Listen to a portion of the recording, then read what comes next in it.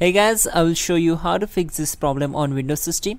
So this solution is applicable for Windows 10 as well as Windows 11 operating system. What you have to do, you need to just follow my screen and we will fix this issue together. In the first step, we need to open the task manager, and once we are here, click on run new task, then select browse button. Now go to this PC, open C drive, open Windows folder, open system32 folder, and now find out cmd.exe file.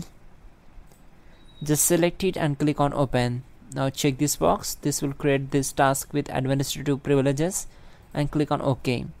Now close the background windows and we need to focus on the window. Type these commands and hit enter to execute them. Simply type netsh space winsock reset and hit enter. Then type in ipconfig space / flush DNS and hit enter. Then type ipconfig space / renew, and in the last we need to type in netsh int ip reset.